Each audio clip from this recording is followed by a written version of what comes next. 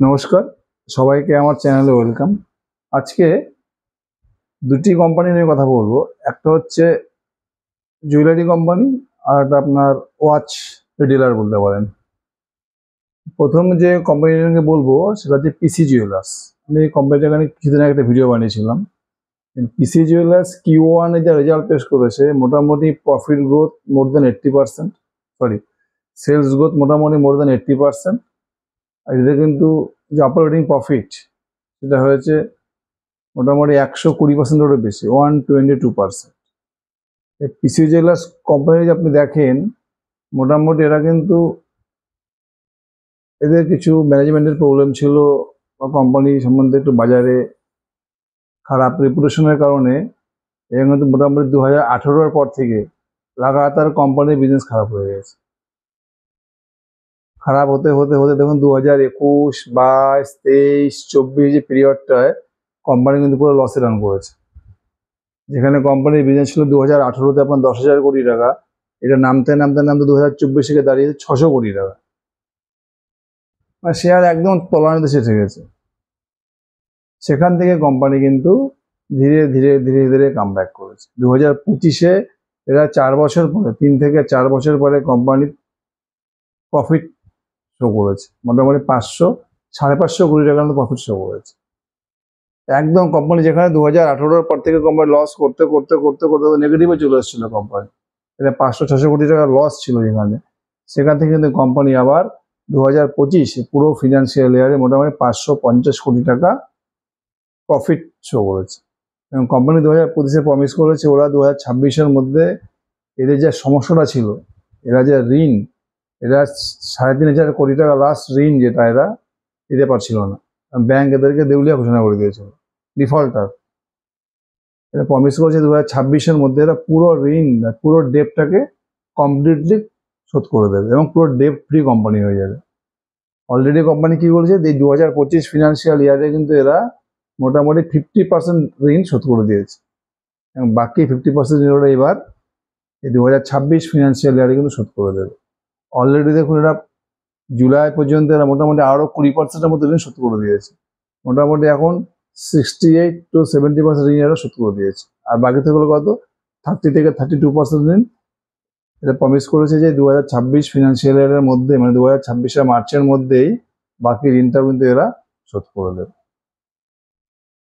এখন দেখুন কোম্পানিতে মোটামুটি একদম শেষ হয়ে গেছিল, সেখানে কিন্তু কোম্পানি 2025 থেকে কামব্যাক করেছে।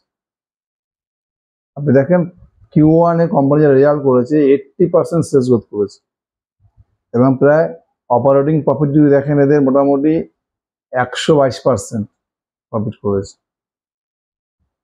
যদি নেট প্রফিটটা কম দেখাবে, নেট প্রফিট মাত্র 4-5% বেড়েছে। Q1 FY25 আর Q1 আপনি FY26 হিসাব করেন, তারপরে এখন যে এদের ফিনান্স কস্ট বেড়ে গেছে, তারপরে এরা লোন শোধ করছে, এই জন্য নেট প্রফিটটাকে কম দেখাচ্ছে। কিন্তু বিজনেস ওয়াইজ এদের পিসি জুয়েলারি দুর্দান্ত রেজাল্ট করেছে।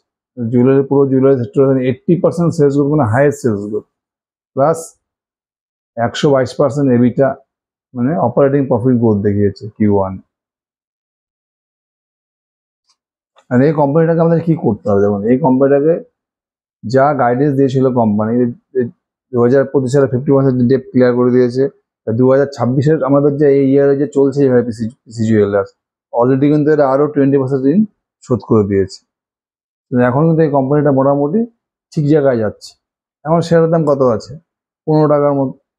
এখান থেকে আমরা মানে কি করতে পারি, এই যে পিসি জুয়েলার্স যেগুলো খুব খারাপ জায়গা ছিল, সেখানে আস্তে আস্তে আস্তে এরা কামব্যাক করছে এবং ধীরে ধীরে কিন্তু ইনভেস্টারের কনফিডেন্সও বাড়ছে, দেখুন শেয়ার হোল্ডারও বাড়ছে। এখন আমরা কাজ করতে পারি, আমরা ধীরে ধীরে ধীরে ধীরে এখানে আমার যা পোর্টফোলিওর যে অ্যামাউন্ট আছে তার 2%, 3% আমাদের, হার্ডলি 4% আমাদের শেয়ারে ইনভেস্ট করতে পারি। তো যত কোয়ার্টার ভালো করতে থাকবে তত আমরা এখানে অ্যালোকেশনটাকে বাড়াতে পারি। তো মোটামুটি এখানে চান্স আছে, সুযোগ আছে। এখানে কোম্পানি যেহেতু কামব্যাক করছে, সেলস গ্রোথ বাড়াচ্ছে, প্রফিট গ্রোথ বাড়াচ্ছে, যদি এইভাবে চলতে থাকে, যদি আরও 1-2 কোয়ার্টার কোম্পানি এভাবে করতে পারে, 40%, 50% করে সেলস গ্রোথ করতে পারে, প্লাস এই 2026-এর ডেপ্ট পুরো ক্লিয়ার করে দেয়, পিসি জুয়েলার্স কিন্তু ইনভেস্টররা প্রচুর পয়সা কামাতে পারে। দেখবেন মার্কেটে কিন্তু পিসি জুয়েলার্সে প্রচুর পয়সা হয়, কিন্তু মার্কেট পুরোনো কিছু মনে রাখে না। আগে কোম্পানিতে কি প্রবলেম ছিল, ম্যানেজমেন্টের কি সমস্যা ছিল, কোম্পানির ঋণ 3,500 কোটি টাকা ঋণ ডিফল্টার হয়ে গেছিল, ওগুলা কোম্পানি মার্কেট কিচ্ছু মনে রাখে না। মার্কেট দেখবে রিসেন্ট গ্রোথ, আর আগে কোম্পানি কি করতে যাচ্ছে। এখন যা দেখা যাচ্ছে পিসি জুয়েলার্সের যেভাবে আগাচ্ছে, যেভাবে শেষ গ্রোথ দেখাচ্ছে, যে ঋণ শোধ করার যে প্ল্যান করেছে, এটা কিন্তু মার্কেট মোটামুটি এটাকে পজিটিভলি নেবে। আমাদেরকে এইভাবে স্টকটাকে দেখতে হবে। আপনারা অ্যানালিসিস করে, আমি বলছি না এইসব স্টকের ক্ষেত্রে এটা আপনি বলতে পারেন একটা পোটেনশিয়াল টার্ন অ্যারাউন্ড স্টক আর কি। এখনো পুরোপুরি টার্ন অ্যারাউন্ড হয়নি, এটা ধীরে ধীরে টার্ন অ্যারাউন্ড করছে। এসব স্টকে কি করতে হবে, আমাদেরকে ধীরে ধীরে অ্যালোকেশন বাড়াতে হবে। এমন হয় যে আপনাকে পিসি জুয়েলার্স নিতেই হবে, পিসি জুয়েলার্স সাথে অনেক ভালো স্টক আছে জুয়েলারিতে, স্কাই গোল্ড, কল্যাণ জুয়েলার্স, পিএন ক্যাটগিল। যদি কেউ পিসি জুয়েলার্স নিয়ে খেলতে চায়, এটা একটা পোটেনশিয়াল টার্ন অ্যারাউন্ড স্টক হতে পারে।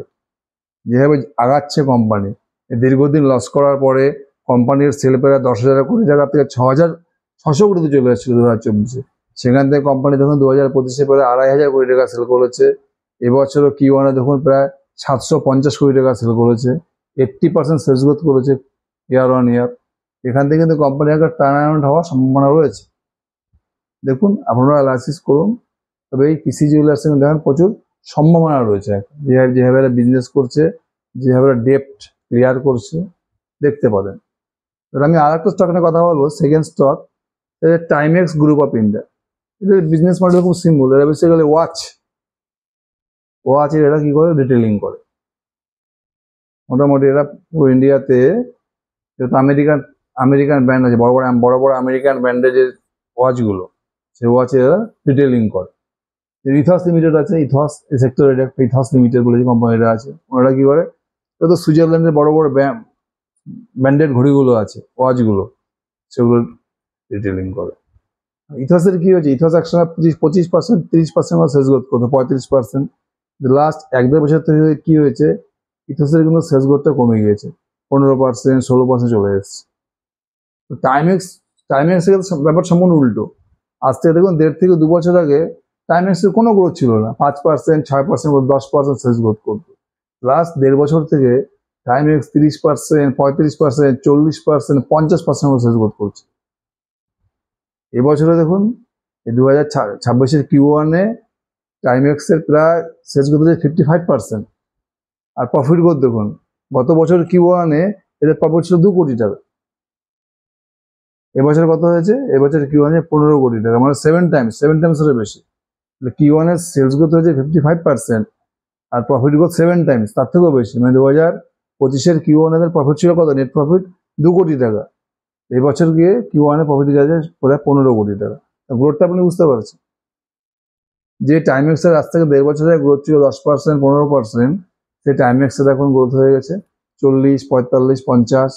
Q1-এ গ্রোথ করলে কত, সেলস গ্রোথ 55%, 55% সেলস গ্রোথ। এটা কি করে হলো, যেমন টাইমেক্স কি করেছে, লাস্ট 1 বছর থেকে, মোটামুটি 1.5-2 বছর থেকে এরা ই কমার্সে চলে এসছে। এই মিন্ত্রা বলেন, যত অনলাইন অ্যাপগুলোতে চলে এসছে। তারপরে আপনার অ্যামাজনে চলে এসছে, মিন্ত্রাতে চলে এসছে। অ্যাডভার্টাইজমেন্টে প্রচুর খরচা করেছে, এই বড় বড় ফিল্ম স্টারকে অ্যাড করানো, এটা কিন্তু এদের জন্য খুব প্রফিটেবল হয়েছে। মানে marketing plus advertisement plus distribution. আর এরা কি করেছে, যত নিউ ব্র্যান্ডেড আমেরিকান নতুন লেটেস্ট ব্র্যান্ডেড যত ওয়াচ এমনি চলে এসছে। এর আগে কি করতো, এর আগে 2,000, 3,000, 5,000 এই ধরনের এমআরপির ঘড়িতে এরা বেশি মন দিত, 2,000 টাকা, 3,000 টাকা, 5,000 টাকা। এখন এরা কি করছে, প্রিমিয়াম ওয়াচ 70,000, 80,000, 60,000, 90,000, মানে হাই কোয়ালিটি ওয়াচ, যেগুলো প্রিমিয়াম ওয়াচ, সেই প্রিমিয়াম ওয়াচের দিকে কিন্তু এখন বেশি টার্গেট। এতে কি হচ্ছে, প্রিমিয়াম ওয়াচ যত বিক্রি করতে পারছে তত ওদের প্রফিট মার্জিনও বেড়ে যাচ্ছে। এবিটা মার্জিন বলুন, নেট প্রফিট মার্জিন বলুন, এটা কিন্তু কি হচ্ছে, দেখুন Q1-এর প্রফিটটা ছিল এদের কত, 2 কোটি টাকা। এবছর কিন্তু প্রফিটটা গিয়ে দাঁড়িয়েছে, এই Q1-এ প্রফিটটা গিয়ে দাঁড়িয়েছে 15 কোটি টাকা। Q1 25-এ এদের নেট প্রফিট ছিল 2 কোটি টাকা। এই বছর Q1 হচ্ছে 15 কোটি টাকা, সেলস কিন্তু বলছে মাত্র 55%। প্রফিট দেখুন 7 টাইমস।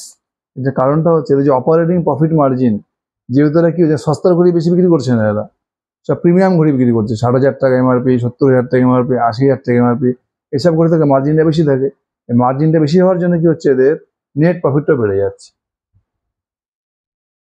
এবার যখন 2025 সালে কোম্পানির পুরো সেল ছিল কত, মোটামুটি 550 কোটি টাকার মতো, 538 থেকে 40 কোটি টাকা হবে।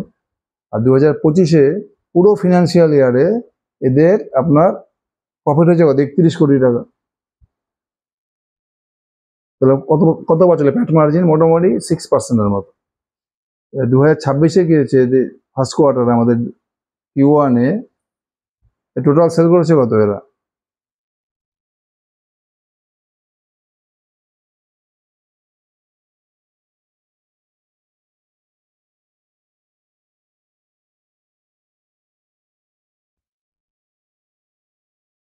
মোটামুটি 150 কোটি টাকার মতো সেল করেছে, 180 কোটি টাকার মতো সেল করেছে। সেল করে ওখানে প্রফিট কত দাঁড়িয়েছে, 15 কোটি টাকা। যদি আপনি হিসাব করেন, যদি 170 কোটি টাকা 15 কোটি টাকা প্রফিট করে, মানে 9% প্রফিট। এখানে 6% ছিল প্রফিট মার্জিন 2025-এর Q1-এ, 2026-এর Q1-এ দাঁড়িয়েছে 9% প্রফিট মার্জিন। তাহলে এবার দেখুন 2025 সালে পুরো ফিনান্সিয়াল ইয়ারে টোটাল সেল হয়েছে 538 কোটি টাকা।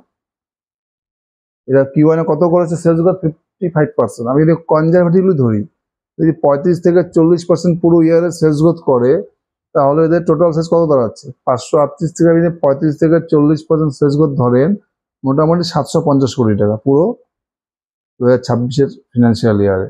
যদি আপনি 9% প্রফিট ধরেন, প্যাট নেট প্রফিট, তাহলে কত দাঁড়াচ্ছে, 750-এর 9%, মোটামুটি 70 কোটি টাকা।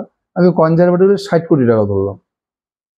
ওই 2026-এ টোটাল নেট প্রফিট 60 কোটি টাকা হয়, টাইমেক্সের মার্কেট ক্যাপ কত, মোটামুটি 2400 কোটি টাকা। 2400-কে আপনি 60 দিয়ে ডিভাইড করেন কত, 40। এই 40টা হচ্ছে এদের ফরওয়ার্ডিং পি।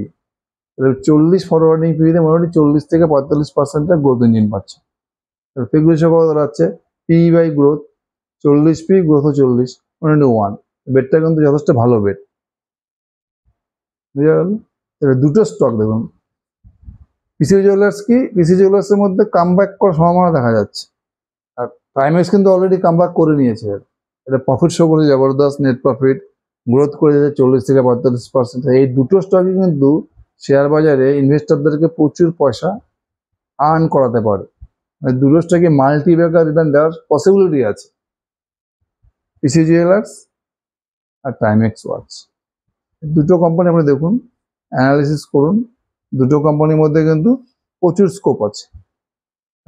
জুয়েলারি কোম্পানি বুঝতে পারছেন, পিসি জুয়েলার্স, পিএন গ্যাডগিল, কল্যাণ, এসব রয়েছে। আর ওয়াচ কোম্পানিতে তোমার টাইমেক্সের কম্পিটিটর ইথস রয়েছে, টাইমেক্সের কম্পিটিটর। ইথসের কিন্তু অলরেডি সেলস গ্রোথ কমে গিয়েছে, আগে ছিল 35%, আবার 30%, 2025-এ মানে 20 থেকে 22% টোটাল সেলস গ্রোথ করেছে। আর মনে হয় না Q1 ইথস 40% সেলস গ্রোথ করতে পারবে। সুতরাং already Timex is winning the race. শুধু এই দুটো স্টক আপনি স্টাডি করুন, এক জুয়েলারিতে পিসি জুয়েলার্স, এর মধ্যে মাল্টিপ্যাক হওয়ার সম্ভাবনা রয়েছে, আর ওয়াচ সেক্টরে যে টাইমেক্স, দুটো স্টকে কিন্তু স্টাডি করুন, আপনি বুঝতে পারবেন যে দুটো স্টকের মধ্যে কিরকম পসিবিলিটি আছে। আমি কোনো রিকমেন্ড করছি না, জাস্ট আমি আপনাদেরকে পুরো জিনিসটা বুঝিয়ে দিলাম ব্যবসাটা কোন জায়গায়, দুটো কোম্পানি কোন জায়গাটায় আছে। ঠিক আছে, থ্যাংক ইউ।